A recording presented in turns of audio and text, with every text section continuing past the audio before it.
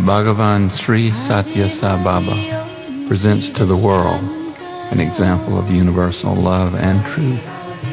He stands forth as a beacon for a new age, instilling in all qualities of compassion, charity, service, and righteousness. He personally feeds, clothes, and houses the poor and underprivileged, inspiring a national and international effort to serve mankind. Because of his leadership, hundreds of thousands of devotees throughout the world engage themselves in programs designed to uplift humanity. These programs are carried forth without fundraising campaigns, but require the participants contribute their time and energies directly.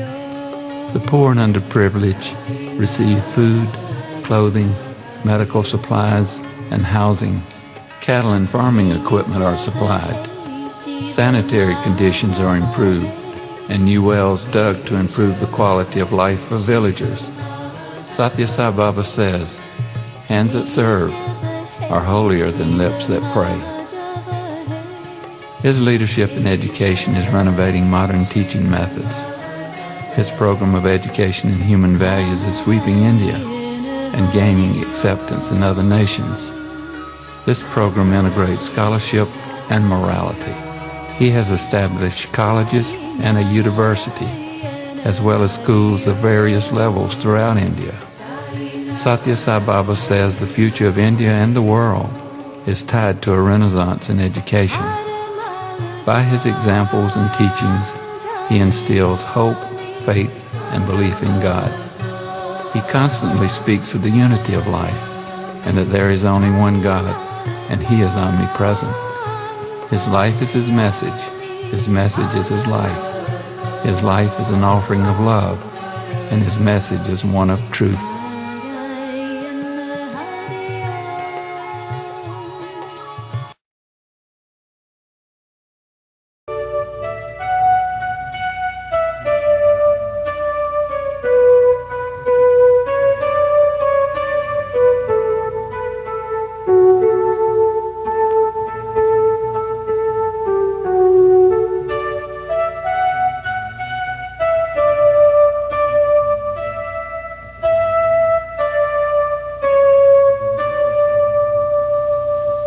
The followers of each religion call upon one God who is omnipresent to listen to their prayers, be they from any race or whatever language they speak.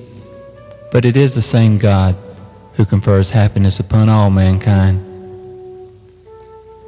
The external rites and ceremonies laid down in each religion vary according to climate, geography, time, race, etc. However, the basic lesson each religion teaches is to suppress the assertive ego and to surrender to the sovereign will of God. The Lord is in you, and it is He that has prompted you to project Him into the outer world as this idol or that image to listen to your outpouring and give you peace. Without the inspiration, solace, and joy He confers from within, you would be raving mad.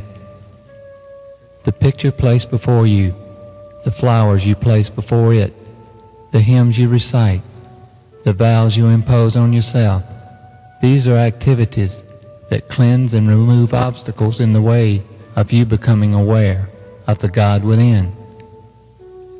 I do not appreciate in the least distinctions between various appearances of God. I do not proclaim that this is important or the other is less important. Continue your worship of your chosen God along the lines already familiar to you. There is no need to change your chosen God and adopt a new one when you have seen me and heard me. Believe that all hearts are motivated by the one and only God, that all faiths glorify the one and only God, that all names in all languages and all forms man can conceive denote the one and only God. God does not exist separately for any particular nation. He exists for all individuals and all nations. He shows no partiality for any. All are my people, and I belong to all of you. Sweets are many, but sugar is one. Stars are many, but sky is one. Jewels are many, but gold is one. Bodies are many, but spirit is one. All are therefore children of God. The brotherhood of man under the fatherhood of God is the spiritual path you must follow.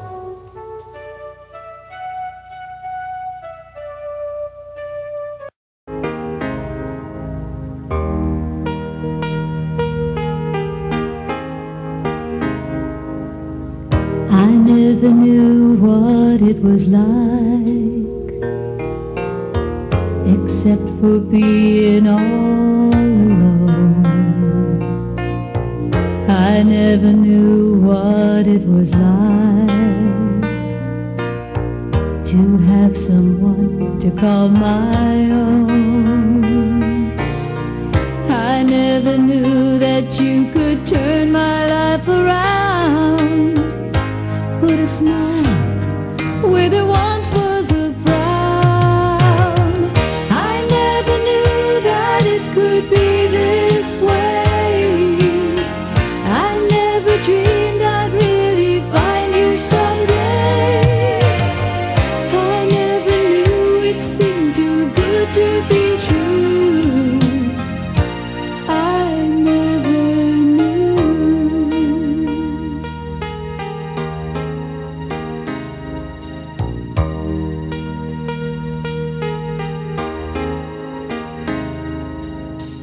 I never knew what it was like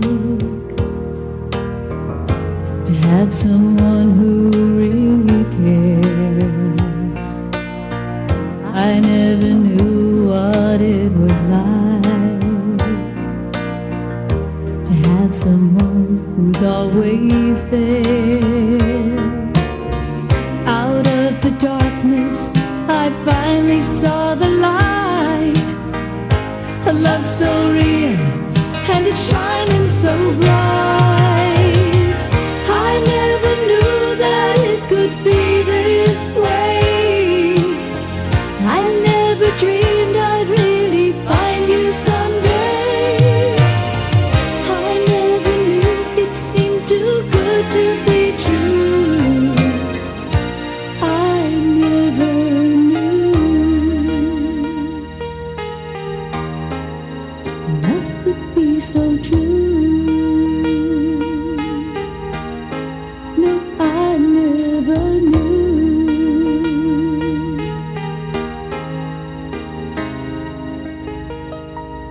Then I found you.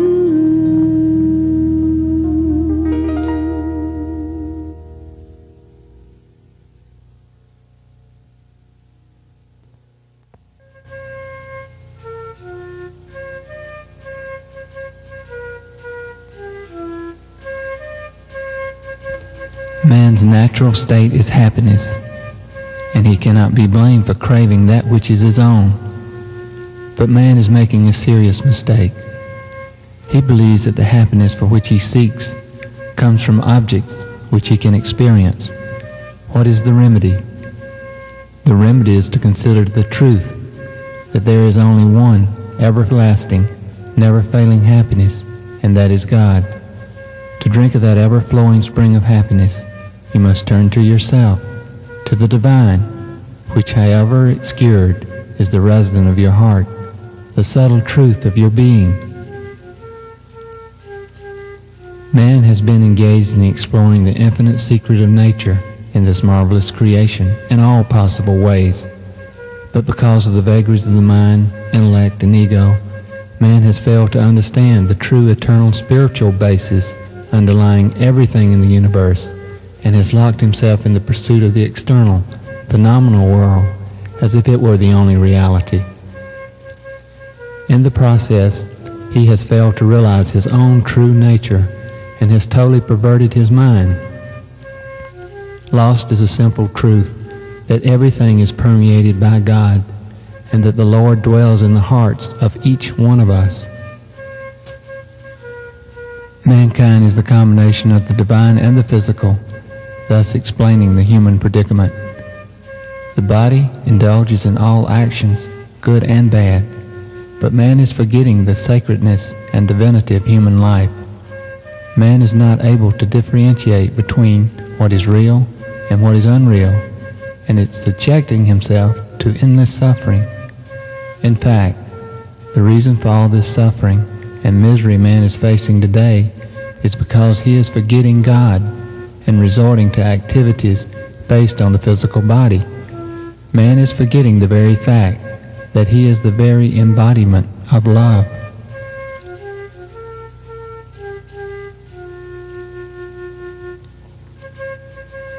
The ultimate goal for everyone is the same, and it is only one. The aim of all spiritual disciplines is the same, and one alone. All the paths laid down by different religions lead to the same goal. Paths may be different, but the goal is one. Whether it is the path of action, the path of devotion, or the path of wisdom, the goal is the same. The physical body is the instrument for all action. Also, the body enjoys or suffers the fruits of all action. One has to recognize the God in all. He should recognize the indwelling spirit in his body and should also realize the same spirit dwells in every being.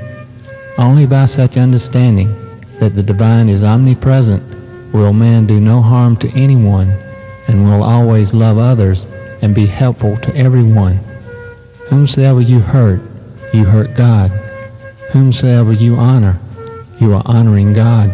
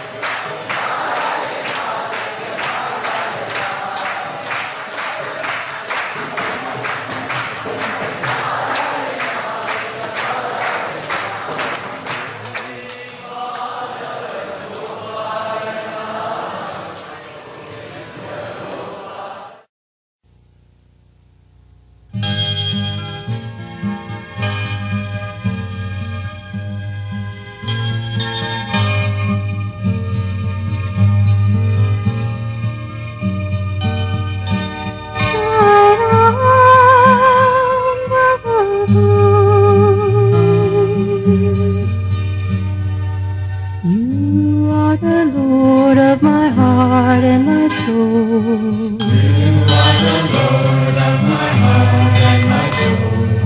Lord of my life, it's beyond my control. Lord of my life, it's beyond my control. Open my heart to your love. Open my heart to your love. Sai, open my heart to your love. Sai, open my heart to your love. Once I have seen you, Lord, heard you and touched you. Once I have seen you, Lord, heard you and touched you. How can I live in this world without you? How can I live in this world without you? Open my eyes to your light. Open my eyes to your light. Sai, open my eyes to your light. Sai, open my eyes to your light. Sai Ram, let me see you.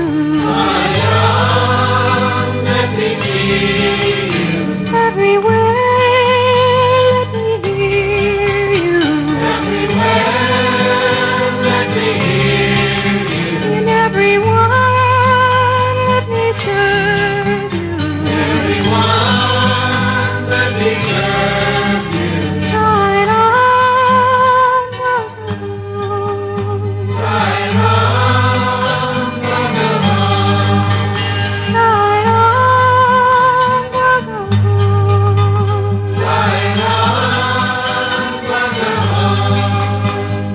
You are the Lord of my heart and my soul. You are the Lord of my heart and my soul. Lord of my life, it's beyond my control. Lord of my life is beyond my control. Open my heart to your love. Open my heart to your love. Sai, open my heart to your love. Sai, open my heart to your love.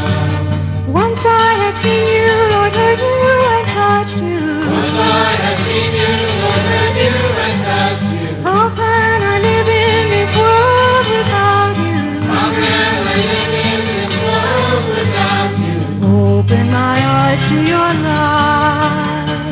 Open my eyes to your light.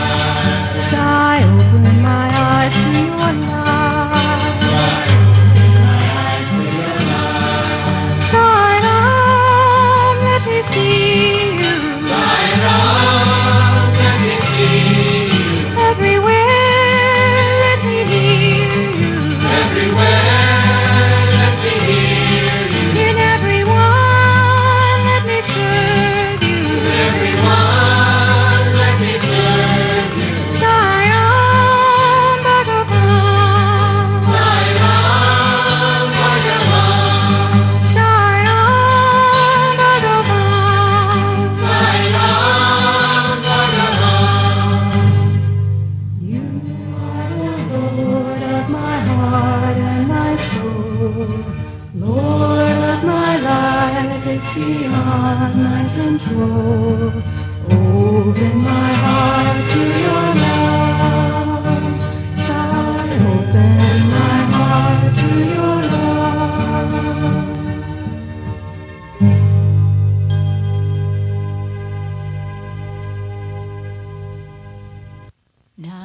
Narayan, Narayan, Bhajamana Narayan.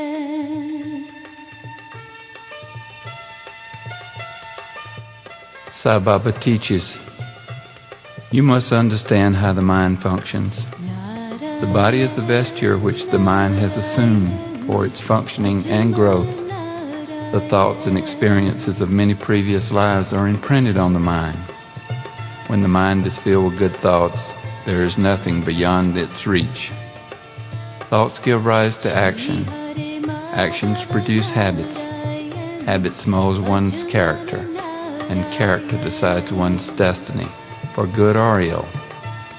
Hence, thoughts are the basis for one's misfortune or enjoyment of life. It is not the world that binds man. It has neither eyes to see or hands to hold. Man is a prisoner of his own thoughts and desires. In his attachment to the ephemeral and the perishable, man forgets his innate divinity and does not realize that everything in the universe has come from the divine and cannot exist without the power of the divine. The mind is the cause of man's bondage as well as liberation. If you put a key into a lock and turn it one way, the lock opens, and if you turn it the other way, it closes. It is the same lock and key. The turning makes the difference. The heart is like the lock, the mind like the key. If you turn the mind toward the world, you have attachment and bondage. Turn it toward God and you experience liberation. Your minds are continuously absorbed in worldly matters. Because of this, you create bondage and lose your peace. Without the complete transformation of the mind, you can never achieve peace. One has therefore to raise consciousness beyond the mind to achieve self-realization. To gain the infinite universal spirit, the embodied self must break out of the puny, finite little prison of individuality. Desire belongs to the senses, the brain, the mind. Once you become free of it, you will realize the self, spirit, consciousness, enlightenment, and become one with the cosmic power. Self-realization is God-realization. Therefore, man reaches God. Shri Hare Madhava Narayan, Bhajamana Narayan.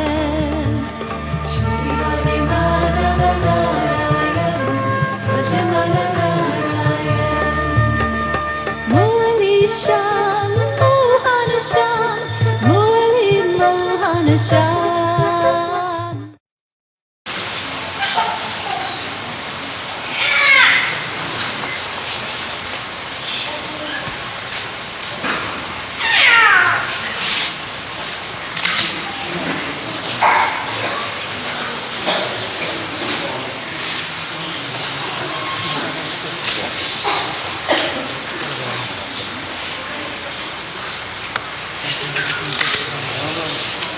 Hello.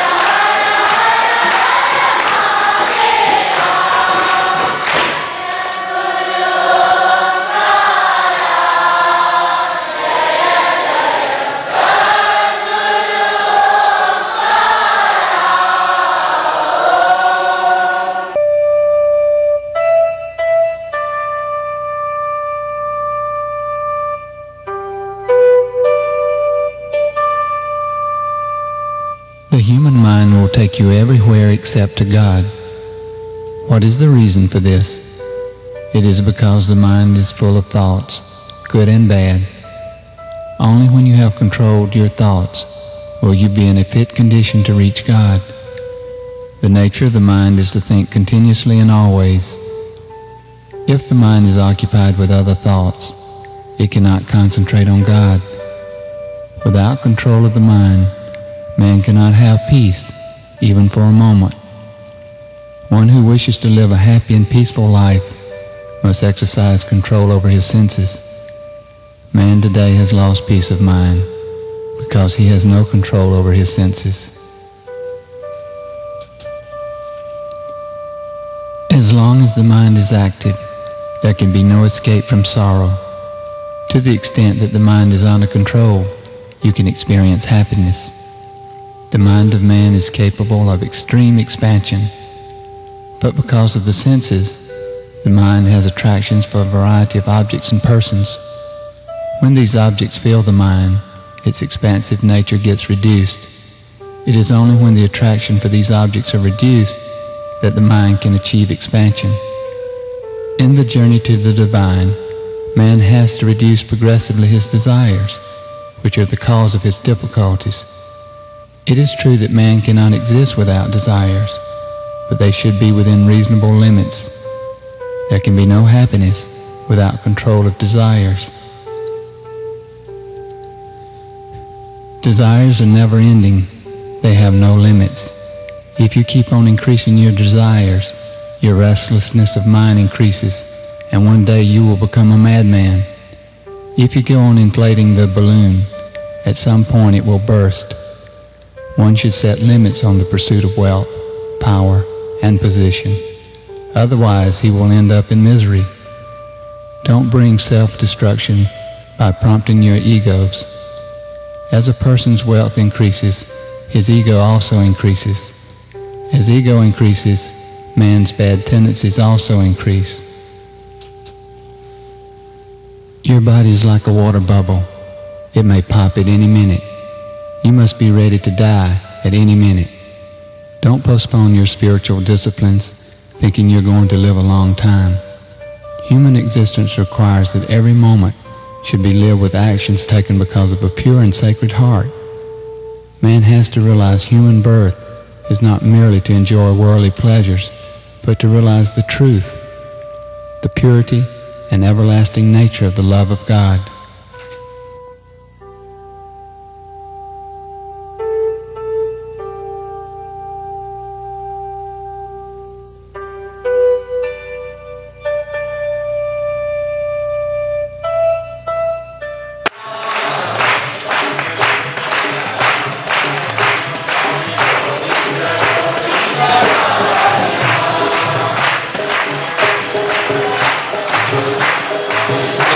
Glory,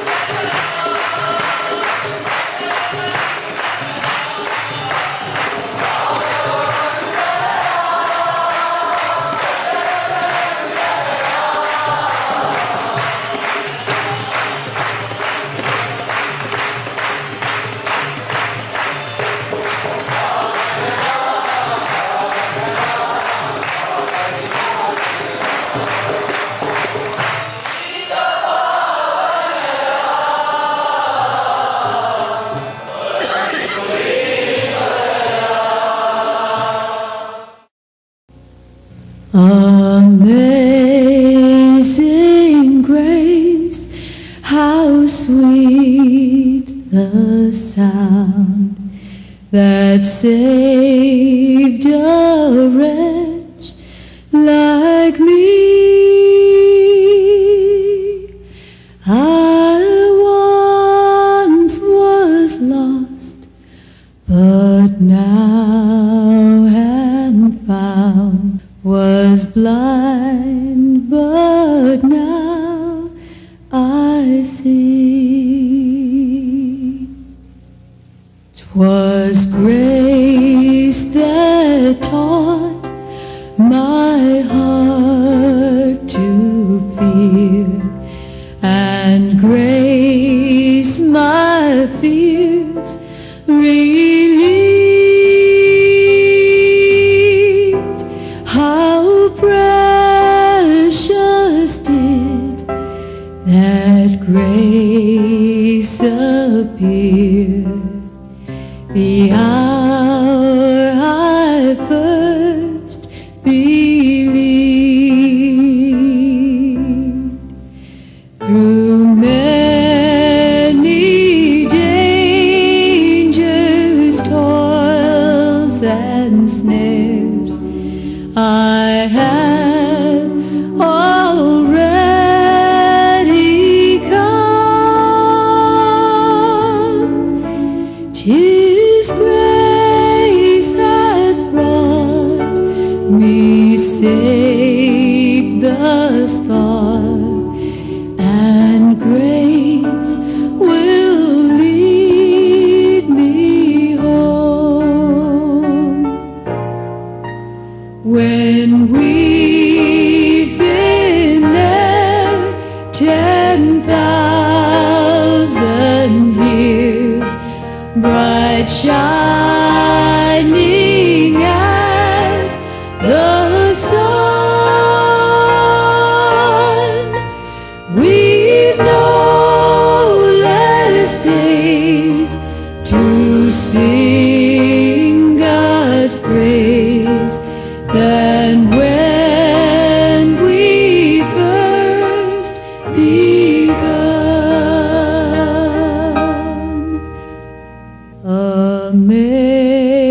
Amazing grace, how sweet the sound that saved a wretch like me.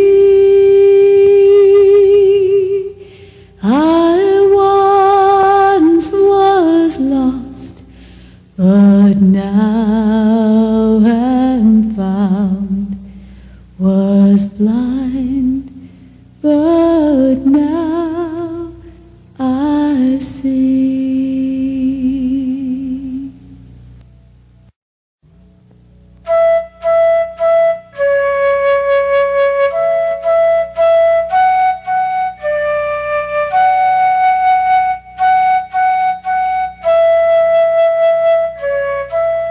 My life is blessed. I know and love Sai Baba.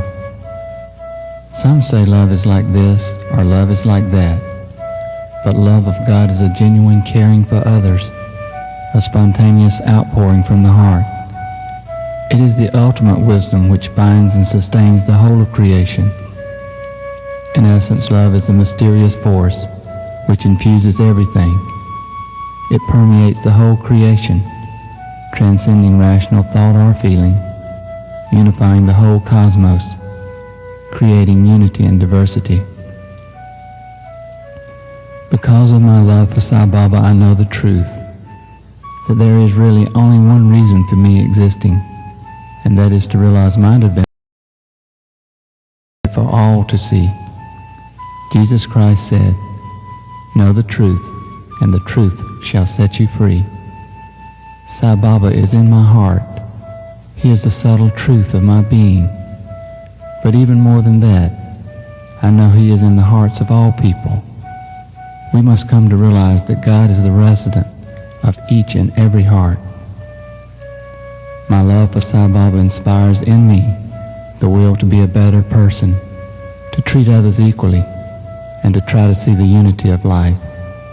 His teachings are reflected on my mind because of my wish to draw nearer and nearer to Him. I want His words to be written on my heart. The more I think of Him, the more I feel peace within myself, a peace that transcends all understanding. He is enchanting, unique, and beautiful. I want to be with Him, to know Him, to be in His presence always. I feel my sins washed away as I see Him in my heart. His holiness merges with me and glorifies me. I can only feel love and see love as I feel Him in my heart. Oh, how I love Him. Please, Lord, stay with me. Don't ever leave me. I want to taste His sweetness, see His glory, feel His presence, and hear His truth. I want to be near and dear. I want to honor Him and glorify Him. I know His grace extends itself into my life. I know His love grows in me daily. I know the truth that Sai Baba is in my heart to stay, and He will never go away. Whatever events shape my future are nothing but shadows and clouds. They are lost in time, but the love for my Baba shall never die.